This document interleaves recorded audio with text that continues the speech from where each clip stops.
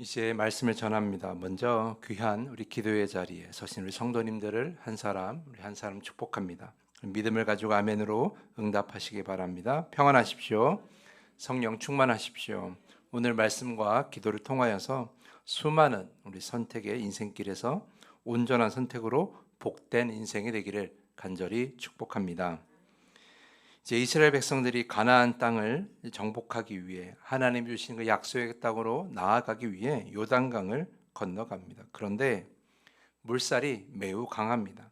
15절 말씀 보면 요단이 곡식 거두는 시기에는 항상 언덕에 넘치더라라고 이렇게 기록되어 있습니다. 평소에 요단강은 폭이 27m에서 30m, 그리고 깊이는 1m에서 3m 정도 되는 그런 강이라고 합니다. 사실 평소에도 강을 건너기가 사실 쉬운 것은 아니에요. 그런데 추수가 되는 때는 더 깊고 폭도도 넓고 중요한 건 유속이 굉장히 빠르다라는 거예요. 한번 휩쓸리면 빠져나올 수 없고 목숨을 잃을 수 있는 그런 상황이라는 것이죠. 그런데 놀라운 일이 일어나죠. 오늘 본문에 기록된 대로 지파별로 한 명씩 나와서 하나님의 언약궤를 메고 요단강에 발을 담그자마자 강이 더 이상 흐르지 않은 거예요. 흐르던 물이 높은 댐에 막힌 것처럼 물이 쌓여가고 있는 거죠. 그렇게 물이 완전히 끊어지자 이스라엘 백성들이 그곳을 건너가게 된 것입니다. 여러분이 이 장면 보시면 연상되는 다른 이야기가 있죠. 바로 무엇입니까? 출애굽기 14장의 이야기. 출애굽한 이스라엘 백성들이 애굽의 군대에 쫓기다가 갈라진 바다를 건너는 그런 구원의 이야기가 아마 다 생각나실 겁니다. 하나님은 그때도 바다의 흐름을 막고 길을 내시더니 오늘도 요단강이 그 흐름을 막고 길을 내셨습니다. 그런데 다른 점이 있어요. 출애굽기에서는 이스라엘 백성들에게 다른 선택의 여지가 없어요. 이미 애굽의 군대로 둘러싸여 있었고 죽을 수밖에 없는 그런 상황이었기 때문에 하나님이 만드시는 그 길로만 나아가야만 했어요. 그런데 오늘 본문에서는 좀 다르죠. 쫓는 군사도 없고 당장 요단강을 건너야 할 이유가 없는 거예요. 지금은 선택할 수 있다는 것이죠. 어떤 선택이 있습니까? 기다렸다가 유속이 빠르지 않을 때, 강이 깊지 않을 때, 그럴 때 건널 수도 있는 거예요. 강의 물줄기가 약해지고 정말 제일 얕은 곳을 찾아서 건너갈 수도 있는 거죠. 그때 높은 제방을 쌓아서 일시적으로 막고 길을 건너갈 수도 있는 거예요. 물론 당시 기술로는 쉽지 않았겠지만 여러 가지 방법은 있었습니다. 그리고 배를 만들어서 건널 수도 있는 거예요. 유속이 빠르지 않을 때까지 기다리면서 배를 만들었다가 건널 수도 있는 거예요. 깊은 그 강물, 유속이 빠른 그 강물을 보면서 이런 생각 한 이스라엘 백성들도 분명히 있었을 거라는 거예요.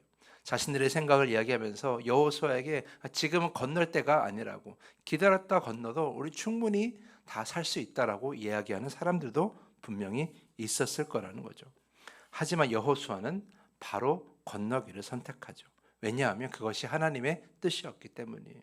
하나님께서는 지금 바로 건너가기 원하신 거죠. 믿음을 가지고 건너가기 원하신 거예요. 무엇보다 하나님은 여호수아에게 말씀하셨죠. 내가 그 물을 막아주리라. 그것을 약속하신 거예요. 사실 도저히 상상할 수 없는 일이죠. 그 깊고 빠른 요단강이 갑자기 흐름을 멈춘다라는 것은 그 누구도 경험해보지 못한 일이에요. 본 사람이 아무도 없어요. 근데 그거를 믿음으로 가지고 선택해야 되는 것이죠.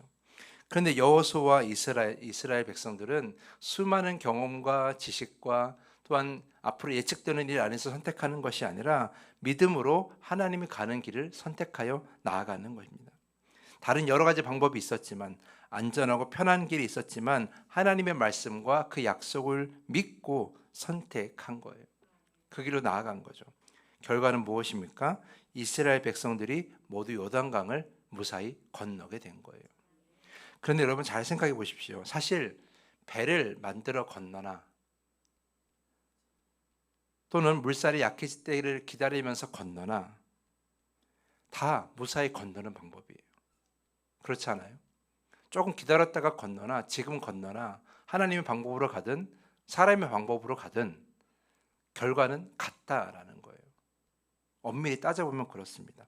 시간은 조금 지체될지 모르겠으나 사람의 생각과 고민으로 선택하여 가나 하나님이 주시는 그 길로 가나 무사히 건너는 건 같은 결과예요. 그런데 여러분 잘 생각해 보십시오. 믿음을 가지고 선택하여 나아갈 때 그런 사람의 선택, 사람의 방법으로 선택하여 얻지 못하는 새로운 무언가를 얻게 되는 게 있어요.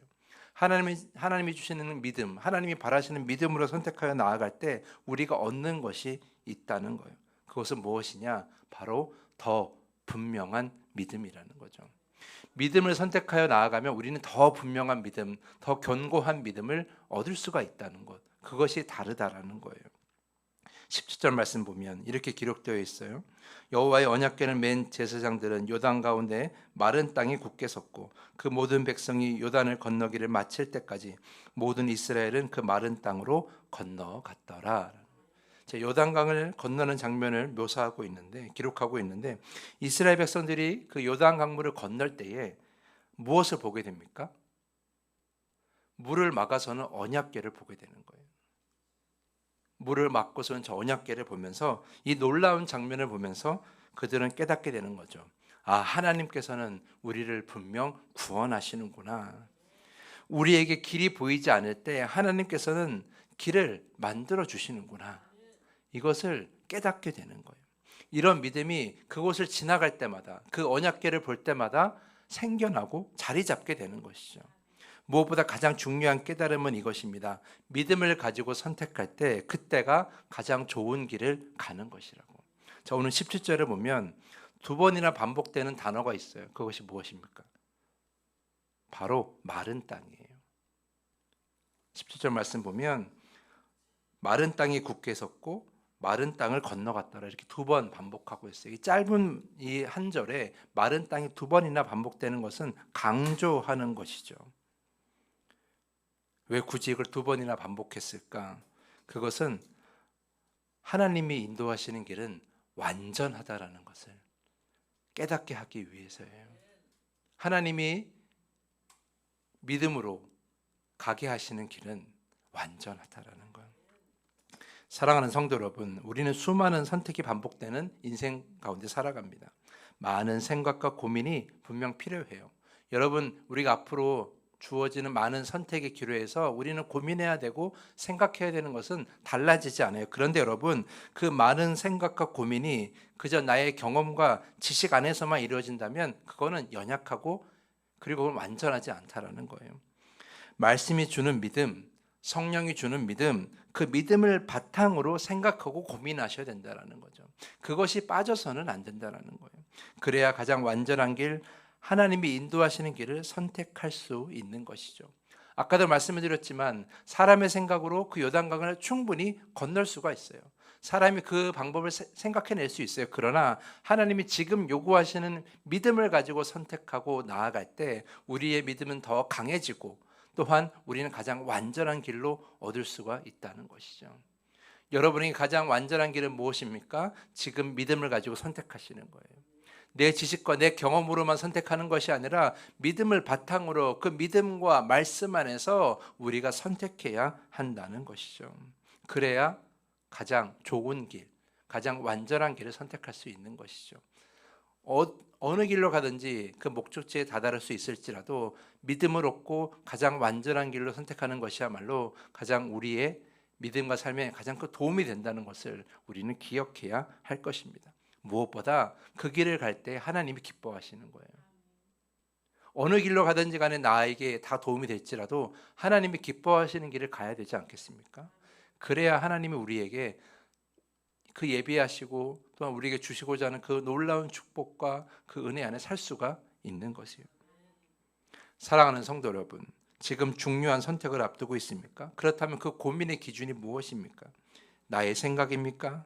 나의 경험입니까? 아니면 주변의 조언입니까? 여러분 간절히 축복합니다. 믿음이 기준이 되기를 간절히 축복합니다. 말씀이 기준이 되기를 간절히 축복합니다. 그래서 완전한 길로 한 발자국 오늘 나아가는 그런 하루 여러분 인생 될 수 있기를 간절히 축복하면서 오늘 말씀을 마치겠습니다. 이 시간에 더 깊은 기도의 시간으로 나아갑니다. 이 시간 기도할 때에 믿음 안에서 말씀을 분명한 기준으로 삼고 온전한 선택을 하는 그런 삶, 우리의 삶이 되게 해달라고 이 시간에 기도하시기를 간절히 부탁을 드립니다. 주님이 가르쳐 주신 우리 주기도문을 함께 고백한 후에 더 깊은 기도의 시간으로 나아갑니다. 하늘에 계신 우리 아버지여, 이름이 거룩히 여김을 받으시오며 나라가 임하시오며 뜻이 하늘에서 이루어진 것 같이 땅에서도 이루어지이다. 오늘 우리에게 일용할 양식을 주시옵고 우리가 우리에게 죄 지은 자를 사하여 준 것 같이 우리 죄를 사하여 주시옵고 우리를 시험에 들게 하지 마시옵고 다만 악에서 구하시옵소서. 나라와 권세와 영광이 아버지께 영원히 있사옵나이다. 아멘.